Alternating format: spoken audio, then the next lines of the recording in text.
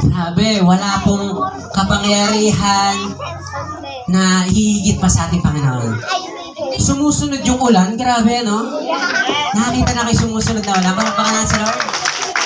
Talagang buhay po ang Diyos ng Christ in your family. Talaga pong buhay ang ating Panginoon at nakikita niya ang sitwasyon natin. At ang mga anak niya ay nandito. Pwede bang sabihin mo sa katabi mo, anak tayo ni Lord. Amen? At kapag anak ni Lord, malakas sa magulang niya. Sino po dito may mga kasamang anak ngayon? Mga magulang, welcome po. Yan, malakas ba manghingi yan? Kami po dati piso eh. Baka 20 manghingi yan, no? Congratulations po sa bawat isa. Hindi po tayo kayang hadlangan ng sitwasyon o anumang bagay, lalo't patungkol kay Lord. Pwede bang sabihin mo sa katabi mo ulit, welcome. Welcome po tayo sa gawain ng Panginoon at ang mga bagay na po ito ay para sa Kanya. So, napakaganda po na tayo po ay lumalapit sa Panginoon. Amen? Dapat po lifestyle ang paglapit sa Panginoon sapagkat tayo po kasi ay nasa danger. Dahil po ang buhay ng tao, araw-araw nasa danger. Amen? Si Lord po kasi, nung namuhay siya sa mundong to, ang Diyos Ama nangako po sa atin yan, nasasamahan niya tayo. Hindi siya nangako ng daan na perfect. Hindi siya nangako na ang iyong dadaanan ay smooth. Pero isa lang po ang pangako niya. Nabasa po natin kasaysayan. Sabi niya, I will never leave you nor forsake you. Ang sarap na, no? Kung babasahin mo siya personal, anak, hindi kita papabayaan, ni iiwan. Amen? Yung bang yung bigas natin sa bahay, pang isang saingan na lang, biglang may darating. Sino pong nakakaranas ng mga bagay na yon? Yung may malaki kang bayarin, biglang may dumating na tulong mula sa Diyos. Amen? Meron kang pinapanalangin na matagal mo nang dinedesire, ipinigay sa atin ni Lord. Amen? Sapagkat ang Diyos po natin, alam po niya ang makakabuti sa kanyang mga anak. Amen? Gusto ko pong malaman natin na ang Christmas, the truth about Christmas, dami po kasing Christmas party ngayon nagaganap. Maya't maya po, kada December yan, kabilaan. Pero ano ba talaga yung meaning ng Christmas? Ako po dati, ang mindset ko dyan pag sabing Christmas, magyayaya na ako niyan. Inom tayo mga kaibigan. Pasko naman! Sinong biktima ng ganong kaisipan? Kailangan anak, motivate mo yung anak mo na mamasko ka na marami. Para marami kang baon sa school. Pagtulog na yung bata, ano mangyayari? Kay nanay na lahat. Kay tatay na lahat. Nauto ang bata. Bakit? Ayun yung mindset natin sa Christmas. Sabi mo nga po sa katabi mo, erase. Hindi pala yun yung Christmas. Tama po. Akala natin ang Christmas, bonus. Sino po mga nagtatrabaho? Sino excited sa bonus? Yan. Diyan tayo, masaya, no? Pero ano ba talaga yung meaning ng Christmas? 2,000 years ago, malayo-layo na rin ang nilakad ng mundo. Nakakalimutan na ng mga tao ang Christmas.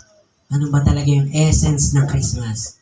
Ay po, ang essence ng Christmas, this is a season to remember the season. Amen? This is the season to remember the reason. Meron po kasi tinatawag ng main reason. Pag sinabing main reason, pinakang dahilan. Ulitin ko po, yung ginagawa nating mga Christmas party, salo-salo, family day, family time, wala pong problema dyan. Ang pinaka punto po dito, maunawaan natin na dapat po ang Christmas ay talagang pag-alala na merong Diyos na namatay. Merong Diyos na isinilang, namatay, at ang matindi po sa Diyos natin, muli siyang nabuhay. Pwede bang sabihin mo sa katabi mo, may Diyos tayong buhay. At palakpakan po natin si Lord.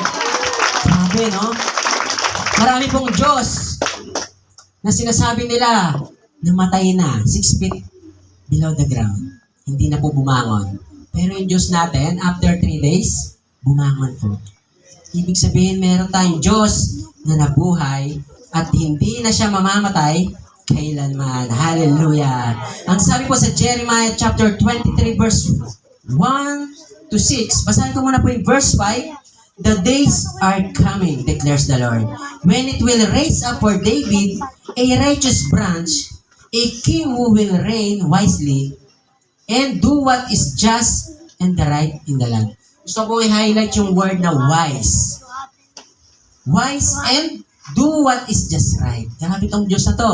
Meron daw tayong Diyos na punong-puno ng karunungan. Meron po tayong Diyos na hindi kaya ng tao na sabayan ng kanyang kaisipan. Tama? Lugi tayo. Tayo po ang nakikita lang natin pag tumingin ka sa paligid, yung resort lang. Tama po? Si Lord, siya po'y nasa taas at pag tumingin siya sa baba, kitang-kita niya lahat. Sino po ditong gusto mong magkaroon ng sariling kotse? Parang ayaw nyo ata. Ako, mag-i-amen ako. Gusto ko niyan. Sino po dito gusto mo ng bahay na malaki? Ayan, namalakas. Sino po dito nang gustong mayroong malaking pera? Ayan. Doon muna tayo sa kotse. Ano pong gusto nyo?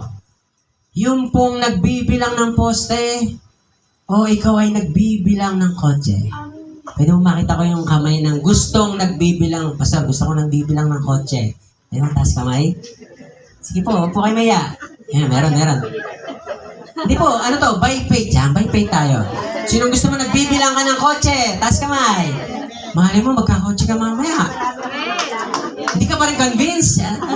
Ulitin ko, final to. Nanonood si Lord. Sino pong gusto magkaroon ng kotse na human size? Maliit daw sabi ni nanay. Malaking kotse. Nagagamit sa kalsada. Patingin po ng kamay. Ayan.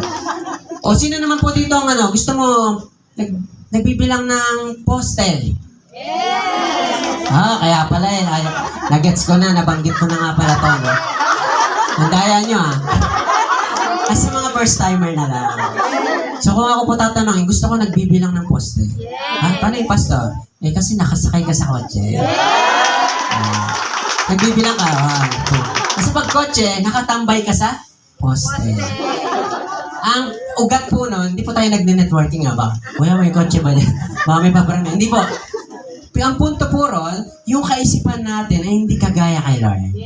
Nabudol din po yung mga yan, yung hindi tumataas. Feeling lang nila kasi alam na nila. Pero nadaya rin yung mga yan. Kumakaway pa po yan nung sinishare ko po yung na yan. Yung segue na yan. So, sabi ni Lord, my ways are higher than your ways. Hindi tayo pareho ng kaisipan. Amen? Sa ibang kaisipan, ang daya mo naman Lord, umaambon. Pero tayo, kahit anong mangyari Lord, the best ka pa rin. Amen? Kahit anong mangyari, walang magbabago Lord. Mahal na mahal ka po namin. Gusto ko pong i-share sa inyo to, our series, ang topic po ay Knowing God. Maniwala po kayo, 21 years old po ako nung nakilala ko si Lord, na-encounter ko si Lord. Akala ko lang for the past 21 years, kilala ko na si Lord. Pwede bang sabi mo sa tabi mo, kilala mo na ba talaga si Lord? Oo naman. Diyan nga ako pupunta pag birthday ko Diyan nga kami, pag may January 1, diyan nga kami, sisimba nga kami. Grabe naman pagkakilala kay Lord yan. Once a year. Oo, kilala ko si Lord kasi, tinan mo, mamatay ulit yan sa April, sa March. Hindi pala ganun yung Diyos na to. Minsan lang siya namatay. Hindi na dapat siya nating patayin. Siya yung Diyos na buhay, umakyat sa langit. Tanong ko po sa inyo, saan na siya nakatira sa puso nyo ngayon? Sinagot ko rin no? Saan na siya nakatira? Nasa puso na natin. Amen po. The way na tinanggap natin si Lord, siya po ay nananahan sa puso natin. Hindi na po siya taga-Makamot, hindi siya taga-Darangan, hindi siya taga-Israel, na taga-puso na natin siya. At mararamdaman niyo po yun, may kumakausap sa inyo. Hala mo, konsensya, Hindi po. Ang Diyos natin ay nangungusap palagi. Yung bang hindi ka mapakali, in-invite ka rito, parang ayokong pumunta, pero dinala ka ng sarili mo rito. Tama? Hindi, ibang religion yan Hindi po. Pumunta po tayo dito, hindi po para magkaroon lang panibagong religion. Kasi kung religion talaga pag-uusapan, mag-aaway lang po tayo. Hindi magkakasundo. Ano pong nangyari sa religion? Nagkaroon ng division. Tama? Nagkaroon ng, hindi lang division, demolition. Tinutumba yung hindi gustong religion. Pero alam po ba si Jesus, namatay siya sa cross, hindi para magkaroon ng religion, kundi namatay siya for the sake of relationship. Doon yung pinaglaban niya na magkaroon tayo ng reconciliation sa Ama. Kaya po, tanggapin lang natin si Lord sa puso natin. Kilalanin siyang bilang Lord and Savior. Alam niyo po, okay ka na kay Lord. Ayos ka na kay Lord. Hindi mo na kailangan pahirapan ng sarili mo para mapatawad ni Lord. Tama? Hindi mo na kailangan magbuhat ng krus na literal para masabi na, Lord, mahal kita. Hindi po. Yun lamang pong meron kang krus na pinapasan araw-araw, yun po yung mga suliranin, iyan po ay sapat na. At ang maganda po sa ating Panginoon, sabi niya, I will never leave you nor forsake you. Sasamahan kita. Pwede bang palakpakan natin si Lord sa umagang to? Hallelujah! Sabi po rito, in Jeremiah chapter 23 verse 1, woe to the shepherds who are destroying and scattering the sheep, ulitin ko lang po, who are destroying and scattering the sheep of my pasture, declares the Lord. So, sumpain daw po yung mga leader o mga shepherd na yun daw sumisira or ikinakalat yung mga tupa ng Panginoon. Sa mundo po natin ngayon, lalo ngayon sa panahon po natin, na makikita natin very rampant sa social media. Tama po? Lahat naman tayo may Facebook, no? Kahit mga bata, meron na ngayon eh. Mapapansin niyo po yan na maraming lumalabas na preaching sermon, tama? Nakaka-motivate naman, tama? Pero meron daw mga, tawag natin dyan, false teachers. Dito kasi ang Bible ang term ng mga lingkod ni Lord Shepherd. Na inilantulad po tayo sa mga shepherd na meron tupa na pinapastor. Sa mata ni Lord, tayo po yung mga tupa. Madalas nating maririnig, yung tupa, yun po ba yung yung inosente? Ayaw kong banggitin yung exact word eh. Yung tangier, di ba? Yan, tangier yan, sheep yan. Hindi po. Sinearch ko po yung meaning ng sheep. Ang dami niya pa ng benefit. Tama, anong mga ginagawa dun sa tupa pagka siya ay di ba, nagiging jacket, galing na yate Ano pa? Kuya, papaitan na lang yan, pwede na yan. Hindi po. Yung benefits, tayo po yun. Marami pong nasa sa atin, naniniwala po tayo na merong idineposito si Lord na God-given potential. Sino pong naniniwala na merong idineposito sa puso mo si Lord na potential? Na hindi natin alam na baka isa rito, lalo po sa mga batang to, one of this day, future mayor of Binangonan. Sorry po, baka may nakakarinig sa atin. Mapapalitan yung letrang, hindi natin masabi. Or baka future senator. Or baka future president na andito sa lugar na to. Hindi natin kilala si Lord. Kaya lalo natin siyang kikilalanin. Yun nga lang mayor ng Pasig, di ba? Yung palang mayor ng Pasig, laking Sunday school. Sumasama lang po sa mga ganito, sa mga gawain para kay Lord. Ngayon, city mayor ng Pasig. One of the greatest model ngayon ng Pilipinas sa leadership. Eh bakit? Anak kasi ni Lord. Basta anak ni Lord, sky is the limit ng promotion. So kung gusto mong ma-promote ka na ma-promote. Amen? Kung ikaw nagbi-business, the best na business ang gagawin sa'yo ni Lord. Kung ikaw po empleyado, magiging mapopromote ka sa trabaho. Bakit? Ayun po ang disenyo sa atin ni Lord. Pero sabi rito, itong mga shepherd na to, binigyan sila ng title, kaso ginamit sa mali. Tama? Ikaw ba ay boss? May mga boss dito. Ikaw ba ay supervisor sa trabaho? Ikaw ba ay managerial position? Or sa pamilya, baka ikaw ang pinaka-head? Di ba? Sabi sa akin ng mama ko, sana ikaw na naging panganay, anak eh. Nung ako po'y pasaway pa dati. Kasi ikaw piling panganay ka sa lahat ng magkakapatid. Ang tigas ng ulo mo. Eh po yung pagkakatanda ko, na pag binigyan ng tao ng title, minsan nalalasing sa title. Tama? Lalo sa panahon natin ngayon, binigyan ng position, ginagamit sa mali. Dapat, kung meron man tayong titulo sa umagang to, walang iba kundi we are a children of God. Sabihin mo nga po ulit sa katabi mo, tayo'y anak ng Diyos. Amen? So, mag-iingat po tayo na hindi lahat ng napapakinggan natin ay talagang totoo. Si Lord po galit na galit siya sa mga hindi totoo. Tama? Kaya po si Lord, bagamat tayo nagkakasala, gustong-gusto lang ni Lord, humingi ka ng tawad sa Kanya. Sino ba ditong at the end of the day, or bago ka matulog, humingi ka ng tawad kay Lord? Dalawang bagay, humingi ng tawad at nagpapasalamat. Tama? Or, bukas na lang Lord, nantok na ako. Alam mo na yun Lord. Yung kagabi rin prayer ko, yun na yun. Hindi pala. So, kasi gusto ni Lord, meron tayong personal relationship. Sabay-sabay nga po tayo, personal relationship. Personal. Ikaw at si Lord. Para po kahit hindi natin kasama si Pastor o yung mga lingkod ni Lord, meron ka pa rin relasyon kay Lord. Pwede kang tumawag anytime. Amen? Kaya po, ang relasyon kay Lord, hindi lang po natatapos sa church yan. Pag sinabing relasyon kay Lord, kahit nasaan ka, ano mang ginagawa mo, at pag may relasyon ka kay Lord, sagot ka niya. Sino pong gusto mong marinig yung kay Lord? Anak, sagot kita. Akong bahala. Gusto mo mag-aaral sa ganyang school? Akong bahala sa'yo. Sagot kita. Nung tinanggap po natin tong panawagan na to sa Lord, sabi ko, Lord, ano kayo mangyayari? Saan natin dadalo yung tao? Kung sabi ni Lord, akong bahala. Sagot kita. At ang simbahan po ng Christ in You, Binangonan, tayo po kasi ay Mission Church, Outreach Church. Ang Christ in You po ay worldwide. At first time po na mayroong Christ in You sa Rizal. At ang Christ in You po ay nasa 11 months na po ngayon. Pwede mo palakpakan natin sa Lord. Hindi pa po yan yung anniversary. Next month po ang anniversary. At alam niyo po saan gaganapin ang anniversary? Dito po sa tabi nito, may event center po dyan. Dito po tayo magsi-celebrate.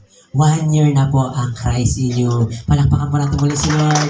Isa po patunay na ang Diyos ng lugar na ito, ng simbahan niya ay buhay at faithful. Amen. Napaka-faithful ni Lord. Hindi po aksidente na binigyan tayo ng kulimlim ni Lord. Tama? Talagang sinasadya ni Lord yan para hindi mainita si Pastor. Especially si Pastor. Hindi po, kaya rin po pala. Binigyan tayo ng weather na ganyan, mabon pa kanina, chinecheck lang ni Lord yung puso. Tama? Daan lang yan. O sabi ng iba, hindi, libo na yung maya-maya. Hindi po. Dapat sa mga pangit na sitwasyon, puro pananampalataya dapat ang lalabas sa bibig. Amen? Sapagkat pag pananampalataya lumalabas sa bibig, alam niyo po ang mangyayari? Doon nagkakaroon ng manifestation. Yung bang pasakit pa lang ulo mo, sabi mo, sakit ng ulo ko. Yun, nangyari. Sumakit talaga ulo mo. Bakit? Dineclare mo na. Pero kung sinabi mo, hindi ito tutuloy, mawawala ito. At ginamitan mo pa ng pangalang Jesus, there is power in the mighty name of Jesus. Ang sabi po ni Lord, ask whatever you wish and He will give you. Kanino daw dati nihilingin? Sa pangalan ng ating Panginoong Jesus. Kaya po dapat tumatawag tayo lagi sa ating Panginoong Jesus. Ang sabi po rito, meron kasing problema. Ito po yung background ng Jeremiah chapter 23. Ito po yung problema, the problem of the false shepherd. Hindi daw lahat ng leader ay leader talaga. Tama naman po. Meron nasa posisyon lang, pero hindi naman nagpapangsyon. Delikado, no? Yung bang umaasa ka kasi siya yung leader, kaso hindi pang leader yung galawan, eh paano naman yung sumusunod sa kanya? Nakakita na kayong leader na bulag? Tapos yung sumusunod sa kanya, mga bulag din. Saan kaya sila mapupunta? Sama-sama sa bangin yun. Bakit? Bulag yung leader. Pero pag ang isang leader, merong nakikita, tapos meron pa siyang pagkakilala kay Lord, dadalhin po tayo sa magandang lugar ng Panginoon. Ang tawag po natin yung green pasture. Dadalhin tayo ni Lord sa, nakakita na kayo ng green pasture? Bihira dito sa, sa Rizal, or sa sa Pilipinas. Madalas na sa ibang bansa. Or meron din naman sa atin. Yung po yung pag tumingin ka sa paligid mo, puro berde nakikita mo. Yung bang ang sarap humiga sa dayami. Bakit? Green pasture. Ang plano po sa atin ni Lord, bigyan tayo ng mala green pasture life. Yung buhay na ang sarap-sarap tirahan. Amen? Kaya po kung tayo minsan nasa sitwasyon na feeling mo, masarap ba't ganun yung green pasture ko, tuyot? Nagsiga pa yung kasama ko. wala nang dayami, wala nang green pasture. Alam niyo po, tayo po ay nasa proseso. Sabi mo sa akin, nasa proseso ka lang. Huwag kang malungkot. Dadaling ka ng ating shepherd, none other than Jesus Christ, dun po sa green pasture. Amen? Tayo po kasi naglalakbay at ang isang pastol na nakikita niya wala nang kakainin ang mga tupa niya, lilipat sila na ibang lugar. So si Lord po, ang plano sa atin ni Lord ay napakaganda. Tuloy po natin ang sinasabi po rito. Sabi rito, yung mga problema ng mga false shepherd, they destroy and they scatter people. Imbis daw po na yung mga spiritual leader na ito dapat i-encourage or i-unite sila, eh sila pa yung naging dahilan para magkawatak-watak. Kasi po ang background nito, ito pong Israelites, after the disobedience of Solomon, kasi po the David time, ito po yung David time na ang bansang Israel ay naging one nation talaga. But because of Solomon, kapabayaan ng wisest person na lasing sa kapangyarihan, nagamit sa mali, napahamak ang bansang Israel. Kaya po dumating sa time, wala silang Diyos, nangungusap lang sa mga propeta at sila ini-scatter. Sila po'y pinaghiwa-hiwalay ng mga nag-rule sa ating bayan. Alam niyo po, ang leader, ang totoong leader, kung meron man, dapat siya po yung nagbubuo. Siya dapat yung nag-unite, nag-aayos ng mga hindi ayos. Hindi po yung sira na lalo pang nasira. Tama? Yan daw po yung mga good shepherd na dapat meron tayo, lalo po sa ating bansa, because this is not just a spiritual leader, kundi po rin po yung mga people of our society na nakatalaga sa government, sa ating barangay, tama po? Depende sa namiminuno. Kaya po ang iyong lingkod na to, bagamat ako po ay 23 pa lamang, yung mga agree naman po kayo lahat. Baliktarin nyo na lang po yung 23. Bata pa rin basta. Ay, salamat po sa inyong pagtitiwala. Dahil ang totoong shepherd natin, walang iba kundi si Lord. Ang iyong pong lingkod ay katiwala lang. Ang iyong pong lingkod ay nautusan lang ni boss. Amen? Meron po tayong real boss, meron tayong talagang true shepherd, none other than Jesus Christ. Kaya po hanggat sumusunod ang iyong pong lingkod sa Panginoon, sunod lang po kayo. Unti-unti po makikita nyo ang glory ni Lord. Nagsimula po ang church na ito sa paggawaan ng casket. Paggawaan ng ataol. Hindi ka matatakot na sa paligid mo mga ataol? Hindi ka matatakot, tita? Tapos pagtanggap mo kay Lord, pipili ka na ng isa. Biro lang po. Excuse me po, sinisipan ako. Hindi naman po pipili. Libre na, hindi naman po. Ibig sabihin, ganun tayo nag-start. Na hindi po namin alam, kasi nagsimula lang to sa isang pamilya, na hindi namin alam ano kayo mangyayari. Basta ito ng mga to, sumama naman. Hindi ko alam kung ano nakita nila. Sila ang sigurado, nakikita nila si Lord. Yung purpose ng Lord. At true enough, for 11 months, ang dami nating journey dinaanan. By next month po, ipapalabas natin yung journey na yon. And true enough, sa biyaya ni Lord, nagkaroon po tayo ng mga ginagamit para sa kalwalhatian ng Lord. Nagkaroon ng sound system, nagkaroon ng TV, at higit sa lahat, ang pinakang heart's desire natin, nagkaroon ng mga mananampalataya ng Panginoon. Kaya naman palakpakan natin sa Lord. Ayun po talaga ang ating true ministry. Sabi rito sa verse 2, therefore, this is what the Lord, the God of Israel, says the shepherd who tend to my people. So, ulitin ko lang po, this is what the Lord, God of Israel, says the shepherd who tend the Lord. So, si Lord po, nagtitiwala yan. Tama, naranasan nyo ng pagkatiwalaan? Sarap ng feeling, no? Naranasan nyo naman po na yung tiwala, nasira mo. Ako po, amin ako, nagkaroon po akong ganyan. Nasira ko yung tiwala ng tao. Ngayon po, after nun, hirap na siya magtiwala. Nagtiwala pa rin naman kaso hindi na solid trust. Amen?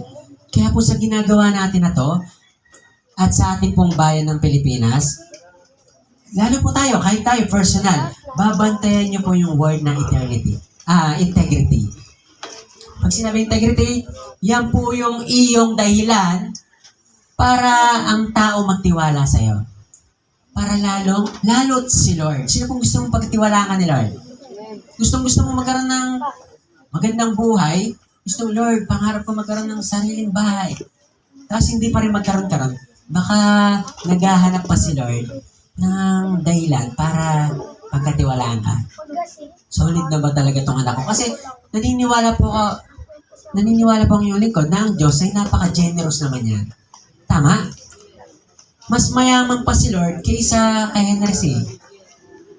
Mas mayaman pa si Lord kaysa kay Lucio Tan. Tama naman. Philippine Airlines ang pagmamayari no, si Lord, whole galaxy.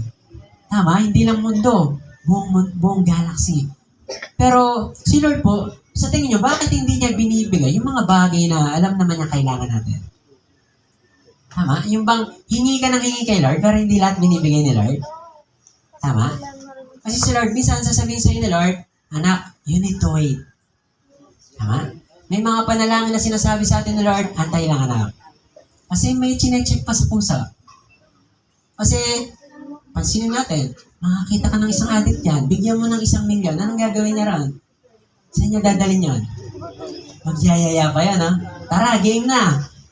Pero bigyan mo ang isang Kristiyano. Sabi mo sa atin mo, Kristiyano tayo. Bigyan ka ni Lord ng malaking amount. Alam ni Lord saan mo gagamitin. For His greater glory.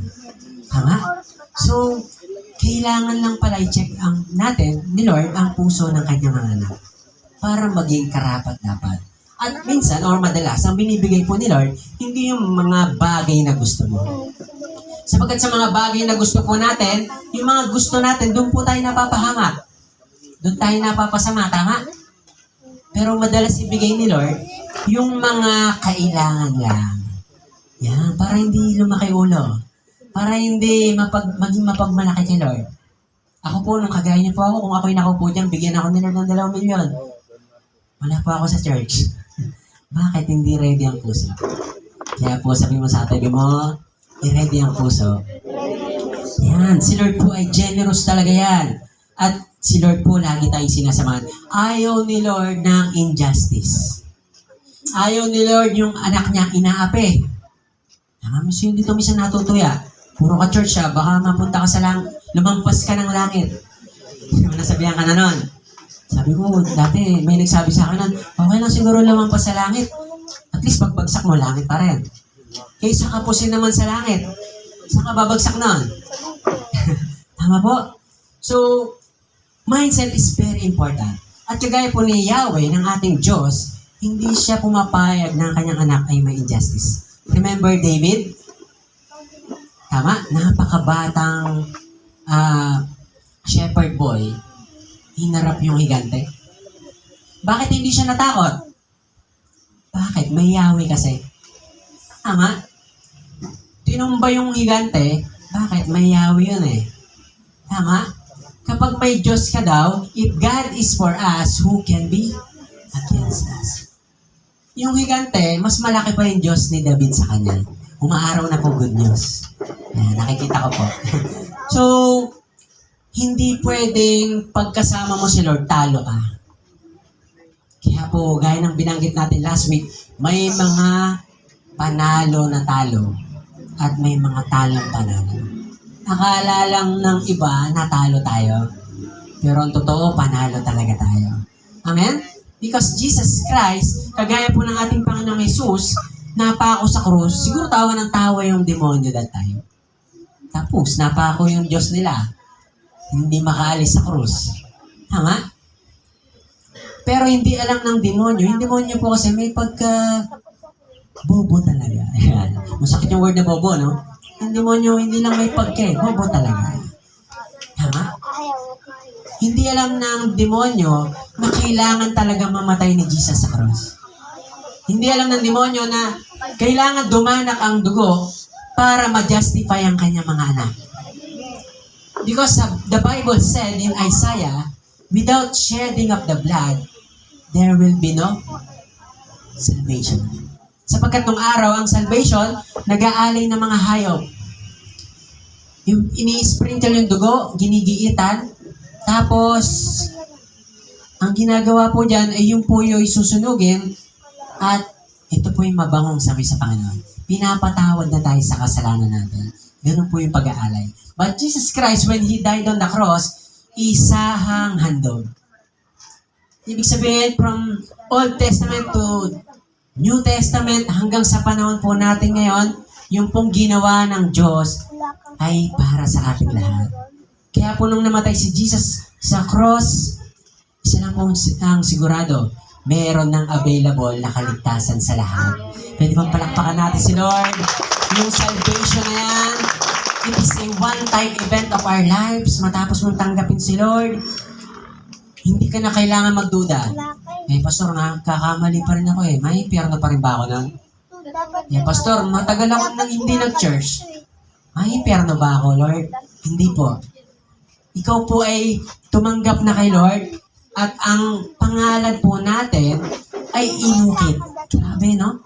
Inukit na sa aklat ng buhay ng Diyos. Kung makakakita kayo ng inuukit, ito po, merong ukit dito. Sample po. Ano pong letra ang mababasa nyo? CIY. Pag ito'y pininturahan ko ng green, ano pong mangyayari?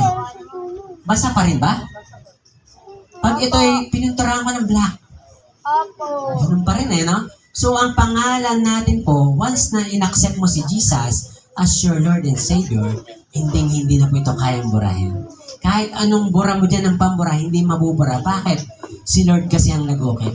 Si Lord ang nagsulat, at isa lang ang ibig sabihin, yung pong katabi mo, kahit minsan ayaw mo sa Kanya, kasama mo sa langit yan. Tama? Yung katampuan mo, sa ayaw sa gusto mo, siya pa rin yung kasama natin sa langit. At ang maganda po rito, wala na pong salitang impyerno sa mga anak ni Lord. Tayo po lahat ay meron na pong eternal life because of our Lord Jesus Christ. Kaya ngayon po, hindi mo na kailangan bumili ng baka para ialay. Pwede mo na siyang gawing, anong luto pwede ron? Di ba? Bulalo, napakasarap. So, wala na po tayo sa ganong batas. Kundi po nabubuhay na po ang mga anak ni Lord. Hindi na po patungkol sa batas according to law, but we are living now according to God's grace. Sa biyaya na ni Lord tayo ngayon nabubuhay, na kapag nagkamali ka, pwedeng umulit. Pag nagkamali ka, tayo ka lang ulit anak, pwede ka ulit magsimula. Sa batas po, pag nagkamali ka, hindi pwede yan, kulong ka na. So, ganun po ang pinagkaiba ng biyaya ng Lord. And the Bible said in Ephesians chapter 2 that we are saved by grace. Kaya po yung salvation, hindi ka gagawa ng kabutihan para mapunta ka sa langit. Pastor, pwede ba yung gawa ako ng maraming kabutihan? Hindi na ako mag-church, pero pang langit pa rin ako. Hindi po. Sabi kasi ng Bible na po na mismo nagsabi na ang salvation, it is by grace through faith. At ang sabi niya rito, and the result is good works. Resulta lamang pala ng paggawa ng kabutihan, yung ating kaligtasang tinanggap sa Diyos. Kaya kagagawa ng mabuti, gusto mong maranasan din niya yung kabutihan ni Lord. Amen? Kaya tayo mag-share ng Word of God para magkaroon siya ng kaligtasan. Kaya po, napakahalaga na makita natin na ang ating pong Diyos na ito ay mayroong siyang righteousness. Sabihin nga po natin sabay-sabay, righteousness. Kasi po ang ating topic this morning, it is Jehovah Tsidkenu. Marami pong character si Lord na mababasa niyo po at napag-usapan naman na rin po natin for the past preaching. Nandiyan si Elohim, si Adonai, El Rohi, El Roy. Lahat po yan character of our Lord. The name of God na meron siyang meaning. Kaya po itong Jehovah Tsidkenu, ang meaning po nito ay the Lord our righteousness. Meron po ba tayong nararanasan na unrighteousness? Tama? Yung bang nakakaramdam ka sa katawan mo or sa pakiramdam mo na hindi ka karapat-dapat? Hindi po, lahat tayo karapat-dapat because Jesus Christ died on the cross at siya po yung ating dakilang righteousness. Amen? So, silong lang po tayo dahil tayo po ay live.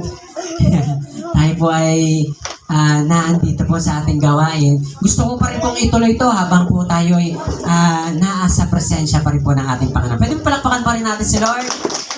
Ano man mangyari, mahal na si Lord. Ang sabi po ng verse 3, I myself will gather the remnant.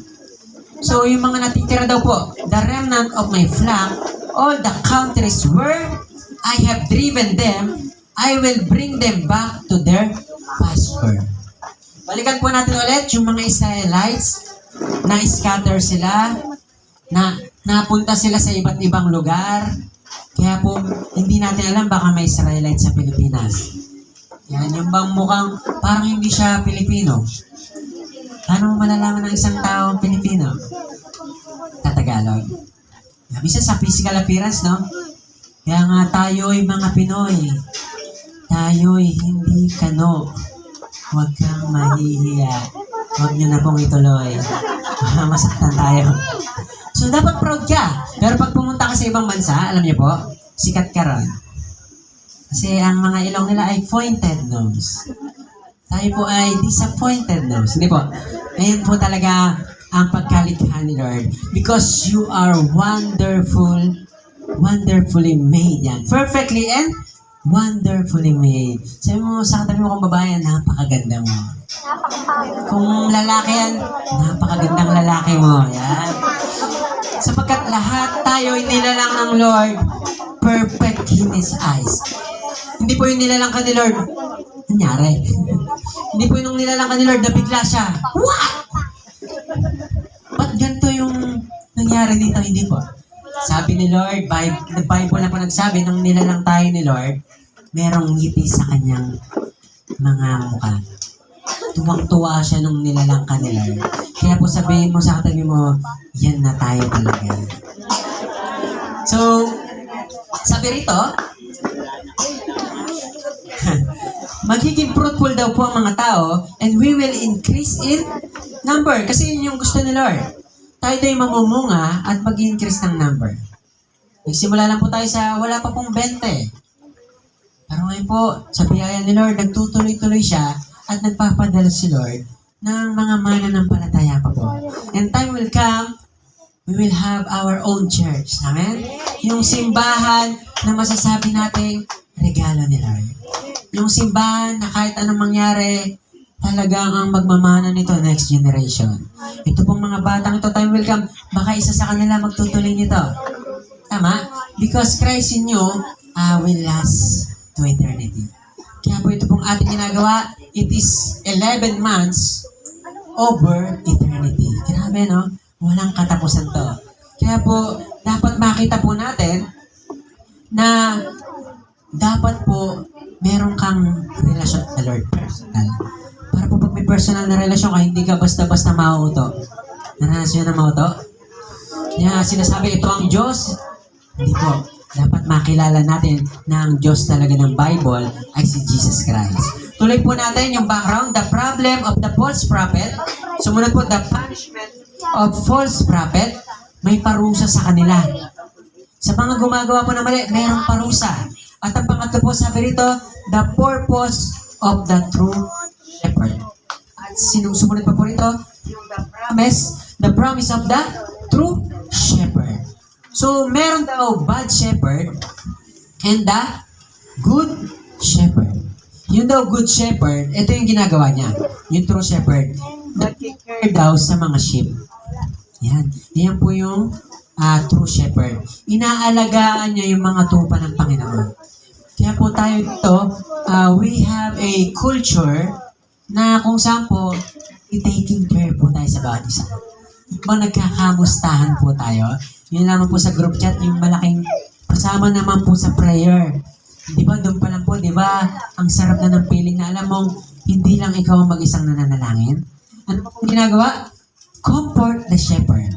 So, dito pong simbahan na to, saan naman po galing na simbahan, ano naman po yung pinagdaanan, dito po, ito po yung hospital na simbahan. Gagamutin po ng Panginoon yung nasugatan mong puso. Tama? Nasaktan ka man sa mga akala mong true shepherd ng Panginoon. Pero maganda kay Lord, nagpapadala siya ng good shepherd. Pangako po sa ating ni Lord yan. At pag hindi naging good yung shepherd, papadalang ka ulit niya another shepherd. Sapagkat ayaw kanyang mapahamak. Ganun po tayo kamahal ng ating Panginoon. And the last thing, sabi nito, conserve the shepherd. So, meron daw good shepherd, at merong bad shepherd. Yun po yung mga salbahe na shepherd. Basahin ko po ang John chapter 10 verse 11. I am the good shepherd. Ang nagsasalita po dyan si Jesus. I am the good shepherd. Sabi rito, who does not own the sheep? She's the wolf snatches them and scatter them. Ulitin ko lang po. I am the good shepherd. Lays down his life for the sheep. So, kung meron daw mong totoong shepherd, walang iba kundi si Jesus. Alam naman natin po ang kasaysayan na si Lord, na si Jesus, ay hindi lang siya basta naging tao dito sa lupa. Ibinigay niya raw po yung kanyang buhay nanay sa kanyang mga kaibigan. Sino po yung mga kaibigan niya that time? Yung disciple. Sino po yung mga kaibigan niya that time? Yung mga mananampalataya na umaasa sa ating Panginoong Jesus. So, ganun katindi ang shepherd na to. Kaya po, napakalaga po na ang Diyos natin, or shepherd, walang iba kundi si Lord. Because sabi po ng Psalms chapter 23 verse 1, the Lord is my shepherd. Sabay-sabay nga po tayo. The Lord is my shepherd. Pag si Lord po ang ating shepherd, ay sabi po ng sumunod na verse, I shall not want. So wala na daw pong gusto si Lord na iba pa.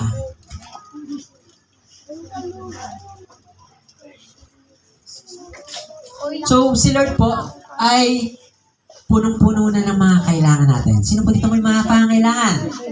Umasa ka lang kay Lord. Huwag mo lang ipagpalit si Lord. Maniwala po kayo, hindi ka bibigay ni Lord. Sometimes darating tayong papipiliin ka talaga. Si Lord o ito. Promotion o si Lord. Dumating po ako sa ganong pagkakataon. Ang ganda ng posisyon na offer, ang ganda ng trabaho, ang laki ng sahod. Pero kailangan ko nang tanggapin yung calling ko. Ngayon po, mas pinili ko si Lord. Na kahit hindi ko alam anong mangyayari. Pero sa biyaya ni Lord, sa biyaya po ni Lord, ipinamumuhay na po natin ang kanyang kalooban. Sa biyaya po ni Lord, na andito po tayo, pinagkatiwalaan ng simbahan ni Lord. At sabi mo nga po sa katabi mo, you are the church. Harapin mo ulit siya, ngitian mo, sabi mo, you are the church.